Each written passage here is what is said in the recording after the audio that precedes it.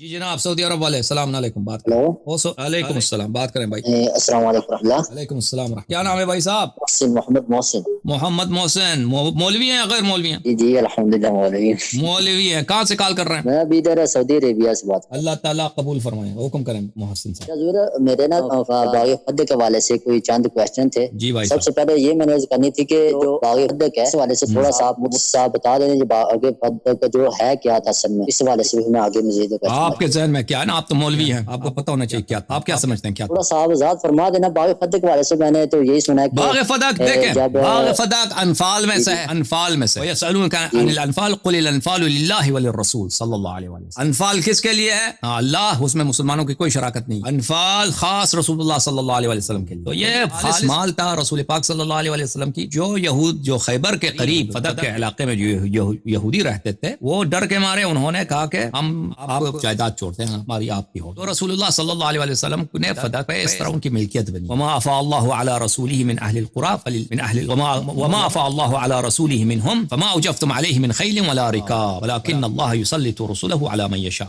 جو اللہ تعالیٰ اپنے رسول کو عطا کرتا ہے شہروں میں سے کفار کے شہروں میں سے, آپ لوگوں نے اس پہ کوئی دورے تو نہیں دوڑائے اور آپ مسلمانوں نے کوئی جہاد تو نہیں کیا, تو اس لیے مسلمانوں کو کوئی حق نہیں. تو فدق جو تھا ملک تلق تھا, خالص ملکیت تھی جو شخصی ملک ہوتا ہے رسول اللہ صلی اللہ علیہ وسلم. جیسے میرا گھر میرا ہے, میرا یہ کوٹ میرا ہے, یہ کوئی بیت المال کا نہیں ہے کہ اس میں دوسروں کا بھی ہے. یہ کوٹ یہ قمیص میری ہے, یہ کوٹ میرا ہے, یہ انگوٹھی میری ہے, میں چاہوں اس کو آپ کو دے دوں چاہے کسی اور کو دے دوں چاہے کسی کو نہ دوں, اپنی انگوٹھی خود استعمال کروں. یہ اس طرح رسول پاک صلی اللہ علیہ وسلم کے ذاتی ملکیت اور اس پہ سب مسلمانوں کا اجماع ہے, سب مسلمانوں کا اجماع ہے کہ ان کا ذاتی ملکیت. اب انہوں نے اس کا کیا کیا تو روایات میں یہ 5 صحابی آپ کے کتب میں موجود ہیں, بلکہ سے زیادہ 8-9 صحابی سے روایت ہے کہ رسول پاک صلی اللہ علیہ وسلم نے اپنے حیات طیبہ میں اس کو حضرت زہرا سلام اللہ علیہا کو دیا, انہوں نے قبول کیا, وہ ان کی مالک بن گئی. یہ ہے فدق کیا ہے, ایک ہبہ ہے جو رسول پاک صلی اللہ علیہ وسلم زہرا کو دیا ہے. پھر بعد میں ابو بکر کی حکومت میں ابو بکر نے اس پہ قبضہ کیا ہے اور بولا کہ آپ شاہد لے کے آؤ کہ یہ آپ کو رسول پاک صلی اللہ علیہ وسلم نے آپ کو ہبہ. تو زہرا سلام اللہ علیہا نے امیر المؤمنین علیہ السلام ام ایمن کو شاہد کے طور پہ لے کے آئے, تو انہوں نے قبول نہیں کیا, کہتے ہم نہیں مانتے. تو پھر کہا اگر قبول نہیں کرتے ہبے کے طور پر تو یہ تو میرے والد کا جائیداد تو ہے نا, وارث تو صرف میں ہی ہوں, کوئی اور تو آپ میرا حصہ دے دو, وہ بھی نہیں دیا. یہ ہے فدق کی کہانی. اور بولو یہ جو باغ فدق ہے یہ تو مال فہ میں نہیں آتا, ظاہر ہے کہ قرآن میں بھی اس کا ذکر آیا. مال فہ کس کو بولتے ہیں بھائی, فہ کس کو بولتے ہیں؟ فہ کی تعریف کریں, میں آپ کو بتاتا ہوں کہ فہ میں آتا ہے نہیں آتا. کس فہ کی بات اس میں ظاہر ہے کہ قرآن میں یہ آتا ہے کہ یہ اللہ تعالیٰ کا جو حصہ ہے یا نبی علیہ السلام کا یا فقراء کا مساکین کا یا اہل بیت طہار کا, یعنی کہ اس کے 4-5 حصے ہیں. آپ فہ بولتے ہیں کس کو بھائی, فہ بولتے ہیں کس کو, آپ تعریف کرو نا تاکہ میں بتاؤں یہ فہ میں آتا ہے. میں نے اتنا ہی پڑھا نا, جتنا پڑھا میں نے عرض کر دیا آپ کو. آپ تو مولوی ہیں بھائی, کہاں پڑھا آپ نا ضرور میں نے پڑھا, میں نے آپ کے سامنے عرض کر دیا کہ مال فہ کے نام سے قرآن میں اس کا ذکر آیا ہے. فہ جو ہے فہ بولتا ہے, فہ بولتا ہے پلٹنے کو, پلٹا دینے کو, پلٹا دینے کو فہ بولتے ہیں. حتی تفیء الی امر اللہ, ازواج میں جب خلش ہو جاتی ہے تو ان کی نصیحت کرو, اصلاح کرو, تاکہ وہ عورت جو ہے اللہ کے امر کی طرف پلٹ جائے. اللہ تعالیٰ نے اپنے حبیب صلی اللہ علیہ وسلم کو مال یہ پلٹایا ہے. یہ فہ سے کیا مراد, فہ سے عطا مراد ہے, اللہ تعالیٰ نے عطا کیا. اگر مراد یہ ہے کہ غنیمت کے جنگ کے غنائم میں سے, تو یہ اگر فہ سے آپ یہ مراد لیتے ہیں کہ جنگ میں جو مال لوٹا جاتا ہے کفار سے, یہ تو اس طرح نہیں ہے. فدق میں جنگ ہوا ہی نہیں, ٹھیک ہے نا. تو یہ وہ فہ ہے, لیکن فہ سے کیا مراد, لغوی معنی فہ کے جو ہے, لغوی معنی فہ کے جو ہے وہ یہ ہے کہ اللہ کی جانب سے رسول صلی اللہ علیہ وسلم کو عطا میں ملی. ایک دفعہ عطا میں ملتی ہے جنگ کے ذریعے سے, مثلا رسول صلی اللہ علیہ وسلم بدر جاتے ہیں, وہاں بہت سارے کفار قتل ہوتے ہیں, ٹھیک ہے نا, ان کا مال رہ جاتا ہے, وہ باقی بھاگ جاتا ہے, تو مال جو بچی ہے وہ بھی فہ ہے, اللہ کی عطا. ایک فہ ہے بغیر جنگ کے ملتا ہے, بغیر جنگ کے ملتا ہے, ٹھیک ہے نا. ملاحظہ کرو, یہ کتاب قرآن مجید کی ہے, قرآن مجید ہے, ترجمہ ہے مولوی فتح محمد جالندری صاحب. یہاں پر سورہ مبارکہ حشر کی آیت ہے, اس کا ترجمہ آپ پیش خدمت ہے. صفحہ آیت نمبر 6, وما افاء اللہ علی رسولہ منہم فما اوجفتم علیہ من خیل. یہ کیا چپ اوجفتم, او ادھر ہے, جفتم ادھر ہے, یہ اس طرح نہیں لکھنا چاہیے. وما اوجفتم علیہ من خیل ولا رکاب ولکن اللہ یسلط رسولہ علی من یشاء واللہ علی کل شیء قدیر. اور اے مسلمانوں, جو مال اللہ نے اپنے پیغمبر کو ان لوگوں سے جنگ کے بغیر دلوا دیا ہے, یعنی فی کا ترجمہ کس طرح کرتے ہیں, جو مال اللہ نے بغیر جنگ کو اپنے حبیب صلی اللہ علیہ وسلم کو دیا ہے, اس میں تمہارا کچھ حق نہیں ہے, کیونکہ اس کے لیے تم نے نہ گھوڑے دوڑائے نہ اونٹ, لیکن اللہ اپنے پیغمبروں کو جن پر چاہتا ہے غالب کر دیتا ہے, اور اللہ ہر چیز پر قادر. تو اس سے کیا پتا چلا, اس سے پتا یہ چلا کہ یہ جو اس پہ مسلمانوں کا حق نہیں, یہ بھی فہ ہے لیکن اس پہ مسلمانوں کا حق نہیں. تو آپ جب فہ کہتے ہیں نا, لفظ فہ قرآن مجید میں عطا کے لیے آیا ہے, اللہ کی عطا. جب عطا جنگ میں ہوتا ہے, اس میں ایک حصہ پیغمبر کا ہوتا ہے, 4 حصہ وہ لشکر والوں میں تقسیم ہوتا ہے. خمس پیغمبر کو جاتا ہے صلی اللہ علیہ وسلم, اور 4 حصے لشکر والوں میں تقسیم ہوتا ہے. لیکن ایک فہ ہے جو جنگ کے بغیر آ جاتا ہے, ہاتھ میں آ جاتا ہے, تو وہ کیا ہوتا ہوتا ہے وہ مل کے خالص ہوتا ہے پیغمبر صلی اللہ علیہ وسلم. میں آپ کی خدمت میں ایک حدیث دکھانا چاہتا ہوں کتاب شرح مشکل الآثار میں ابو جعفر طحاوی کی. یہ کتاب شرح مشکل الآثار ابو جعفر احمد ابن محمد ابن سلامہ الحنفی الطحاوی جزء 8 چاپ مؤسسۃ الرسالہ. یہاں یہ کتاب چھپی ہے سن 1994 میں. یہاں پہ آپ کو لے کے چلتے ہیں صفحہ نمبر 51 میں. حدیث نمبر 3047. روایت کرتے ہیں مسور ابن مخرمہ سے کہ میں نبی کریم صلی اللہ علیہ وسلم کے ساتھ گیا. عفوا قدمت علی النبی صلی اللہ علیہ وسلم اقبیہ. نبی صلی اللہ علیہ وسلم کے پاس کچھ قبا ہے. قبا وہ بولتے ہیں نا مثلا شیروانی جو پاکستان میں ہے نا شیروانی کی طرح ہوتی ہے قبا, لیکن اس میں بٹن وغیرہ نہیں ہوتا, سامنے سے کھلا ہوتا ہے. شیروانی سمجھو, شیروانی جیسے اس طرح قبا ہے نبی کریم صلی اللہ علیہ وسلم کے پاس. فقسمها بین اصحابہ, تو اس کو انہوں نے اپنے صحابہ میں تقسیم کیا. تو میرے والد مخزمہ نے کہا کہ چلتے ہیں پیغمبر صلی اللہ علیہ وسلم, شاید وہ ہمیں بھی ان کپڑوں میں سے ہمیں کچھ بھی عطا کر. فجاء الى الباب, نبی کریم صلی اللہ علیہ وسلم دروازے کی طرف آئے. قال ها هنا هو, انہوں نے کہا کہ یہ پیغمبر آ رہے ہیں. فسمع النبی صلی اللہ علیہ وسلم صوته فخرج معه بقبا. تو نبی کریم صلی اللہ علیہ وسلم تشریف آئے اپنے ساتھ ایک قبا, یعنی ایک شیروانی تو نہیں قبا ہے, وہ لے کر آئے. کانی انظر الیہ یری ابی محاسن القبا. تو میں جیسے کہ ابھی میرے منظر میرے سامنے کہ نبی کریم صلی اللہ علیہ وسلم میرے والد کو دکھا رہے ہیں کہ یہ قبا کتنی خوبصورت, کپڑا کتنا خوبصورت. ويقول, وہ فرماتے خبأت هذا لك خبأت هذا لك, فرماتے تھے کہ یہ میں نے آپ کے لیے یہ چھپایا تھا, میں نے آپ کے لیے بچا کے رکھا تھا کہ آپ کو دے دوں.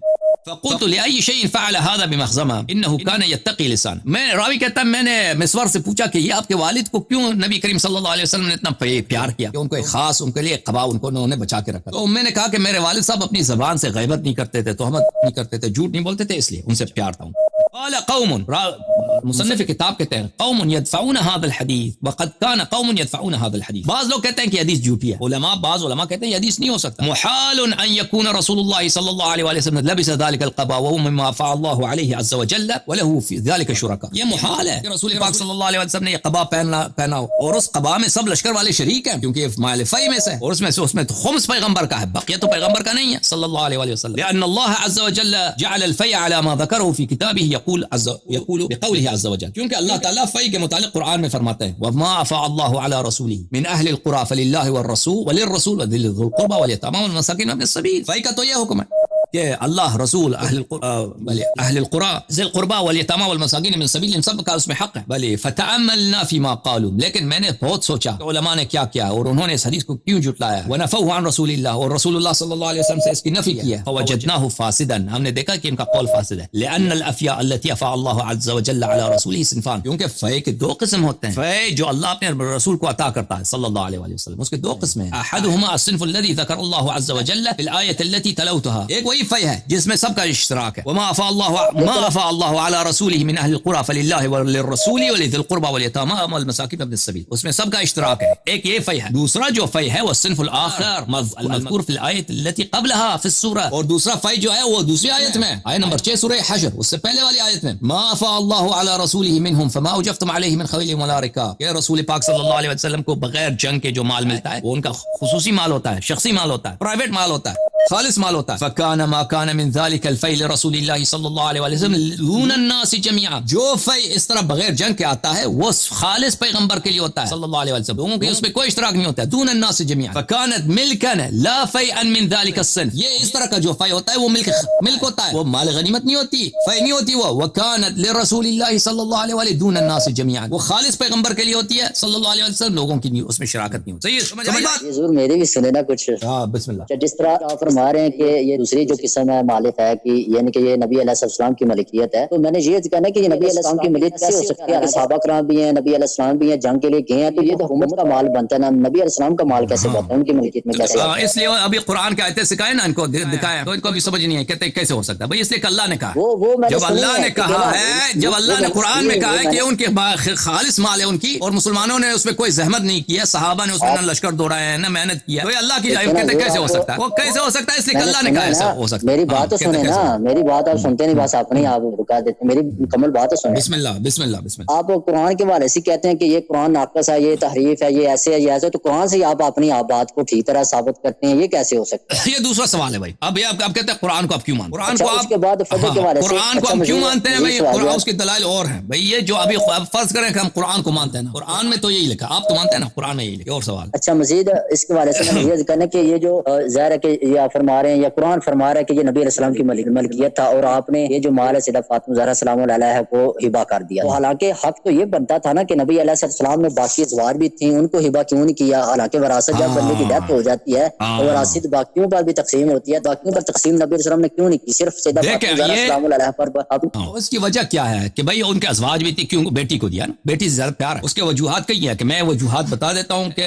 اللہ حضرت زہرا سلام اللہ علیہا کو کیوں دیا ہے اور ازواج کو کیوں نہیں دیا. ٹھیک ہے نا, ازواج کو کیوں نہیں دیا ہے, زہرا سلام اللہ علیہا کو کیوں دیا ہے, میں اس کا جواب آپ کو عرض کرتا ہوں. جواب اس کا یہ ہے, پہلی بات یہ ہے کہ ایک چیز اگر کسی کا ملک شخصی ہے, اگر اس کا ملک ہے تو یہ اس کی مرضی ہے. بھائی یہ انگوٹھی میری ہے نا, یہ اب میرے بیٹے ہیں, میرے بھائی ہیں, میرے بہنیں ہیں, میری وائف ہے, میرے والد ہیں, میرے والدہ ہیں, اب میری مرضی, میں کسی کو نہیں دیتا, میں اپنے دوست کو دے دیتا ہوں انگوٹھی. یہ کوئی تو نہیں کہہ سکتا کہ کیوں دیا, نہ حرام ہے, کچھ بھی نہیں. یہ میری مال ہے, میری مرضی, میں اس کو حرام میں خرچ نہیں کرتا. میں کہ اللہ کے دشمن کو دے دوں, نبی صلی اللہ علیہ وسلم کے ذاتی جو دشمن ہے اس کو دے دوں, یہ نہیں کر سکتا. لیکن اس کے علاوہ یہ میری مرضی, میں جس کو دے دوں. ٹھیک ہے نا. رسول اللہ صلی اللہ علیہ وآلہ وسلم نے بقیہ ازواج کو نہیں دیا ہے, زہرا سلام اللہ علیہا کو کیوں دیا ہے؟ اچھا, میں اس کی آپ کی خدمت میں عرض کرتا ہوں. پہلی بات یہ ہے, ازواج کا کوئی خرچہ ہی نہیں, جو ان کا کوئی اولاد ہی نہیں ہے. ازواج کا کیا کوئی اولاد ہے؟ کچھ بھی نہیں ہے. زہرا سلام اللہ علیہا کا شوہر ہے, وراثت نہیں بنتی ان کی. بھائی اب اگر اپنے حیات میں دے دیں تو اس کی کیا وراثت کیوں بنتی ہے؟ اگر میں یہ چیز دیکھیں, میں اپنی زندگی میں یہ انگوٹھی دے دیتا ہوں کسی دوست, اب میں دنیا سے چلا جاؤں, یہ وراثت میں میرے بچوں کو یہ انگوٹھی ملے گی؟ نہیں ملے گی نا, وراثت کی بات ہی نہیں آتی. جب اپنے حیات میں کسی کو دیا ہے, بھلے جب اپنے حیات میں کسی کو دیا ہے تو آپ کیوں کہتے ہیں کہ وہ وراثت میں آ جاتی ہے؟ یہ غلط بات ہے. وراثت کا کیا مسئلہ ہے؟ اچھا, تو پہلی بات یہ ہے کیوں, وجہ میں بتاتا ہوں. ازواج کون ہے؟ ازواج نہ امام ہے, کچھ بھی نہیں. زہرا کا شوہر ہے امیر المؤمنین علیہ السلام, ان کے بیٹے ہیں امام حسن, امام حسین علیہ السلام. امامت کا پورا سلسلہ زہرا سلام اللہ علیہا کے گھر میں, اور امامت کے لیے خرچے کی ضرورت ہے, جیسے رسالت کے لیے خرچے کی ضرورت, مسلمانوں کی لیڈرشپ کے لیے خرچے کی ضرورت ہے. خرچے ہوں گے تو رسول صلی اللہ علیہ وسلم ہدایہ دیں گے لوگوں کو, فقراء کی سرپرستی کریں گے, ایتام کی سرپرستی. پیسے نہیں ہے تو کیسے سرپرستی کریں گے؟ ٹھیک ہے نا. تو اگر وہ زہرا سلام اللہ علیہا کو دیتی ہیں تو اس کی وجہ بہت واضح ہے, وجہ بہت واضح ہے. نبی کریم صلی اللہ علیہ وسلم سب سے زاہد شخص تھے دنیا میں, نہ دنیا پرست, نہ دنیا کی طرف کوئی ان کا رجحان, لیکن اللہ ان کو اتنا بڑا جاگیر کہ اللہ نے کیوں دیا. اور مدینے میں باغات, بنی نذیر یہودیوں کے جو باغات تھے, وہ بہت سارے باغات مل کے ان کے کیوں دیا ہے؟ وہ تو کبھی دنیا پرست نہیں تھے, اس لیے دیا ہے کہ نبی کریم صلی اللہ علیہ وسلم کو اس کی ضرورت ہے اپنے کام چلانے کے لیے, لیڈر کو ضرورت ہے اس بات. زہرا سلام اللہ علیہا کو اس لیے دیا ہے کہ ان کا زہرا کا جو گھر ہے, نبوت کا گھر, امامت کا گھر ہے, مسلمانوں کی لیڈرشپ کا گھر ہے. یہ دوسری دلیل. ٹھیک ہے نا. تیسری دلیل ملاحظہ فرمائیے, اللہ کا حکم ہے, اللہ تعالیٰ کا حکم ہے, یہ کہ اللہ تعالیٰ سورہ اسراء آیہ نمبر 26 وآتی ذی القربى حقہ, صاحب قرابت کو اس کا حق دے دو. اللہ کی جانب سے حکم آیا. جب یہ حکم آیا ہے, ملاحظہ فرماؤ, یہ کتاب تفسیر القرآن العظیم مسندا عن رسول اللہ صلی اللہ علیہ وآلہ والصحابہ والتابعین, جلد نمبر 1, مکہ المکرمہ اور ریاض میں چھپی ہے سنہ 1997. اس کتاب کے مصنف ابن ابی حاتم الرازی, یہ بہت بلند درجے کے محدث ہیں, اور ان کے والد بھی بہت بلند کے درجے کے مصنف تھے اور محدث تھے. یہ بخاری مسلم ان کے سامنے, ابو حاتم رازی کے سامنے کچھ بھی نہیں ہے, یہ ان سے اقدم ہیں اور یہ سب بھئی ان کے علوم سے استفادہ کرنے والے لوگ ہیں. اچھا, جرح و تعدیل میں ان کا ثانی نہیں ہے, والد کا بھی اور اس کے بیٹے کا بھی. یہ ابن ابی حاتم بیٹے کی کتاب ہے. اچھا, فرماتے ہیں مقدمے میں, یہ کس کا مقدمہ ہے؟ مقدمۃ المؤلف ابن ابی حاتم رازی کا مقدمہ. لقد سألنی جماعۃ من اخوانی, میرے بھی ایمانی برادران نے مجھ سے خواہش کی ہے, اخراج تفسیر القرآن مختصرا باصح الاحادیث, میں قرآن مجید کی تفسیر میں حدیث نقل کروں, تفسیر روائی کروں صحیح ترین اسانید کے ساتھ, اصح الاسانید, ملاحظہ کرو خوب, صحیح ترین اسانید کے ساتھ, وحذف الطرق والشواہد والحروف والروایہ, اور میں طرق یعنی سند کا حذف کر دوں تاکہ مختصر بات بنے. فاجبتهم الى ملتمسهم, تو میں یہ مجھ سے خواہش کی گئی ہے, میں نے ان کے خواہش کا اجابت کی. فتحریت اخراج ذلك باصح الاخبار اسنادا, تو میں نے جو صحیح ترین اصح الاخبار اسنادا, صحیح ترین اسانید سند کے لحاظ سے میں نے ان کو اس کتاب میں تخریج کیا. سمجھ میں آئی نا بات آپ کو کہ ابن ابی حاتم نے کیا کہا؟ ابن ابی حاتم نے ذمہ لگایا کہ یہ کتاب میرے سب صحیح احادیث کے ساتھ. اچھا, یہ کتاب ہے الدر المنثور فی التفسیر بالمعثور, ابن کس کی کتاب ہے؟ سیوطی کی, جزء 5, چاپ دار الفکر. یہاں پر آپ کو لے کے چلتے ہیں عزیزو, ملاحظہ فرمائیے, سورہ اسراء آیہ نمبر 26 کے ذیل میں فرماتے ہیں, واخرج البزار وابو يعلى وابن ابي حاتم وابن مردوي عن ابي سعيد الخدري رضي الله عنه قال لما نزلت هذه الايه, جب یہ آیہ اللہ کی جانب سے نازل ہوئی, واتذ القربى حقه دعا رسول اللہ صلی اللہ علیہ وآلہ وسلم فاطمہ فاعطاها, جب اللہ کی جانب سے حکم آیا کہ صاحب قرابت کو, ذل قربا, صاحب قرابت کو اس کا حق دے دو, تو اللہ کے جب حکم آیا تو رسول اللہ صلی اللہ علیہ وسلم نے فاطمہ سلام اللہ علیہا کو بلایا ہے اور اس کو پدک عطا کیا ہے. آپ پوچھیں کہ کیوں دیا ہے؟ ذرا اللہ کا حکم ہے. سند بھی صحیح, کیوں؟ تو بات سنیں, سند بھی صحیح ہے, کیوں؟ سند بھی صحیح ہے. کیوں سند صحیح ہے؟ کیونکہ ابن ابی حاتم نے کہا کہ میرے سب اسانید صحیح ہیں, اور یہ واضح طور پر ابن ابی حاتم نے اس کو خارج کی کتاب میں لکھا ہے. ابھی جو موجودہ ابن ابی حاتم کی تفسیر ہے اس میں سے حذف کیا گیا, یہ حدیث حذف کیا گیا ہے ابن ابی حاتم کی تفسیر سے, لیکن سیوطی خود شہادت دے رہے ہیں کہ ابن اس کے زمانے میں یہ کتاب اس کے کتاب میں تھا. اسی طرح شوکانی صاحب ہیں فتح القدیر میں, فتح القدیر تعلیف محمد ابن علی ابن محمد الشوکانی جزء ثالث صفحہ نمبر 311, وہ بھی وآت ذی القربى کے ذیل میں فرماتے ہیں واخرج البزار وابو یعلا وابن ابی حاتم وابن مردوی عن ابی سعید الخدری لما نزلت هذه الآیہ. یہ دیکھیں ابن ابی حاتم کا نام واضح طور پر ابن ابی حاتم کی کتاب میں موجود تھا. ابھی آیا ہے وآت ذی القربى حقه دعا رسول اللہ صلی اللہ علیہ وسلم فاطمہ فاعطاها. رسول صلی اللہ علیہ وسلم اللہ کے حکم پر اللہ نے فرمایا کہ صاحب قرابت کو اس کا حق دے دو. رسول صلی اللہ علیہ وسلم نے فاطمہ سلام اللہ علیہا کو دیا. ٹھیک ہے نا, اور اس کے روایت بہت زیادہ ہیں, میں نے صرف ایک ابن ابی حاتم کی حدیث پیش کیا. تو کیوں زہرا سلام اللہ علیہا کو دیا؟ ہم کہتے ہیں کہ اس کی کوئی دلیل کی ضرورت ہی نہیں, ہم دلیل پتہ بھی نہ ہونا تو کوئی بات نہیں, اس کا حق ہے بھائی. بیٹی سے پیار ہے, میں اپنے دوست سے پیار کرتا ہوں, میں اپنے دوست سے پیار کرتا ہوں, یہ انگوٹھی اس کو دے دیتا ہوں, انگوٹھی میں اپنے دوست کو دے دیتا ہوں, یہ کتاب میرا ہے میں اپنے دوست کو دے دیتا ہوں, یہ میرا پین ہے یہ پین میں اپنے دوست کو دے دیتا ہوں. کوئی پوچھ سکتا کیوں دیا؟ میری مرضی, میرا مال ہے دے دیتا, لیکن میں اس کے وجوہات بھی پتہ ہے کیوں دیا. اللہ کا حکم دیا ہے, زہرا سلام اللہ علیہا کا گھر امامت کا گھر ہے. مزید بولو بھائی کیا حکم ہے پتہ کے متعلق؟ اگر ان کا حق تھا تو حضرت مولا علی شریف خدا انہوں نے پھر کیوں نہیں دیا, امام حسن پاک نے کیوں نہیں دیا؟ پھر انہوں نے بھی ایسی خلافت چلائی جس طرح پہلے خلافہ نے چلائی ہے. یہ اور سوال ہے نا, پر آپ مان گئے. دیکھو عزیزو, مان گئے کہ فدق جو ہے قرابت داروں میں یہ کیسے آپ ثابت کر سکتے ہیں؟ قرابت داروں میں صرف سیدہ فاطمہ زہرا ہے, باقی عالم کے سیدہ حضرت ان کی جو ازواج مطہرات ہیں وہ قرابت دار میں نہیں آتی. رشتہ دار تو بہت ہیں, لیکن اللہ نے جب حکم دیا ہے کہ رشتہ دار کو اس کا حق دے دو, تو مجھے رسول پاک صلی اللہ علیہ وسلم ہمیشہ صلہ رحم تو کرتے تھے. ان کے جتنے رشتہ دار, ہم نہیں کہتے دوسروں کے ساتھ انہوں نے کوئی اچھائی کام نہیں کیا, ان کے رشتے کے لوگ تھے, مثلا چچا ہیں, چچا زاد بھائی ہیں, ان کو کیا ہوگا انہوں نے. لیکن فدق کے لیے جو انہوں نے کیا ہے, جب یہ آیا ہے تو ہماری کتب میں یہ موجود ہے, اہل بیت علیہ السلام کی کتب میں یہ کثرت کے ساتھ موجود ہے کہ جب یہ آیا نازل ہوا ہے تو رسول پاک صلی اللہ علیہ وسلم نے جبرائیل سے پوچھا کہ ذی القربیٰ سے اللہ کا کیا مراد ہے. تو جبرائیل نے اللہ سے استفسار کیا کہ ذی القربیٰ سے آپ کیا کہتے ہیں, کون ذی القربیٰ جس کا حق دینا ہے؟ تو اللہ کی جانب سے حکم آیا کہ اس سے مراد فاطمہ ہے, اور فاطمہ سلام اللہ علیہا کو آپ فدق دے دیں. تو خالق کون نے حکم دیا ہے, اس کی تفسیر بھی آیا ہے کہ ذی القربیٰ سے مراد میری فاطمہ ہے, ان کو آپ دے دیں. ٹھیک ہے, صلی اللہ علیہ وسلم. یہ رسول صلی اللہ علیہ وسلم کے رشتہ دار بہت سارے تھے, لیکن اس آیت کا تفسیر وہ خود جانتے ہیں. یہ اللہ کا حکم وہ بہتر جان, ہماری جو حدیث ہے اس میں واضح طور پر ہے کہ انہوں نے جبرائیل سے پوچھا, جبرائیل نے اللہ سے پوچھا, اللہ نے جواب دے دیا. آپ کی کتاب کی تفسیر میں موجود ہے صحیح سند کا, اور بہت آسانیت کے ساتھ موجود ہے کہ یہ نبی کریم صلی اللہ علیہ وسلم نے فدق فاطمہ سلام اللہ علیہا کو دیا اللہ کے حکم. اب آپ کہتے ہیں کہ دوسرے رشتہ داروں کو کیوں نہیں دیا؟ تو ان کو کچھ بھی دیا ہوگا بھائی, لیکن ان کا حق اس طرح نہیں بنتا جس طرح سیدۃ النساء اہل الجنہ ہے. نبی کے رشتہ داروں میں کتنے سیدۃ النساء اہل الجنہ ہے؟ مجھے بتاؤ بھائی. اور نبی کے رشتہ داروں میں, اور نبی کے رشتہ داروں صلی اللہ علیہ وسلم میں کتنے سیدۃ النساء اہل الجنہ ہے؟ مجھے بتاؤ کون کتنے ہیں؟ میرے سے طرح سوال کا جواب نہیں آپ دے رہے بھائی. کس سوال کا جواب نہیں دیا بھائی؟ میں کہہ رہا ہوں کہ اگر وہ سیدہ فاطمہ زہرا سلام اللہ علیہا کا ہبہ ہوتا, آپ کی ملکیت میں ہوتا, تو حضرت علی رضی اللہ تعالیٰ عنہ یہ دوسرا ہے نا, یہ دوسرا سوال ہے, یہ وہ سوال نہیں ہے, یہ اگلا سوال ہے. میں اس کی طرف آ رہا ہوں. آپ نے اپنا پہلا سوال, ایک اور سوال بھی کیا تھا نا بیچ میں کہ دوسرے رشتہ دار تھے ان کو کیوں نہیں دیا. ابھی آپ نے اعتراض کیا کہ دوسرے رشتہ داروں کو کیوں نہیں دیا. اور سوال ہے, یہ اور سوال ہے. ازواج تھے ان کو, ازواج کب سے مطہر بنے؟ ازواج مطہر, اہل بیت مطہر, صرف اہل بیت مطہر.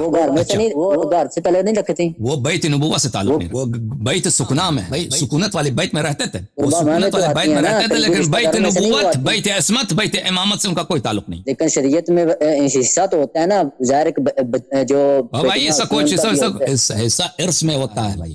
اگر ایک شخص اپنے حیات میں, ابھی آپ نے پگڑی پہنا ہے نا, اپنے پگڑی آپ کسی کو دے دیں, اور بھائی اس میں آپ کی مرضی ہے, اپنا پگڑی, اپنی قمیص, اپنے جیب میں آپ کے پیسے آپ کسی کو شخص کو دے دیں, وہ ازواج کا اس میں حق نہیں ہے. اگر آپ کا مال ہے تو آپ کسی کو بھی دے سکتے ہیں. اب بیویاں کہہ دے کہ اب یہ مر گیا اس میں میرا بھی حق ہے, وہ بھائی وہ اگر آپ نے اپنی زندگی میں کسی کو دے دیا تو دے دیا, ختم بات, وہ مالک بن گئے. بات کیوں نہیں سمجھ آ رہی؟ ٹھیک ہے نا بھائی. وہ میں کہہ رہا ہوں کہ اگر مالک تھی تو حضرت علی رضی اللہ عنہ نے پھر, ہاں یہ اور سوال ہے نا بھائی. آپ کا مولوی صاحب, آپ کا کیا نام ہے؟ بھول گیا نام.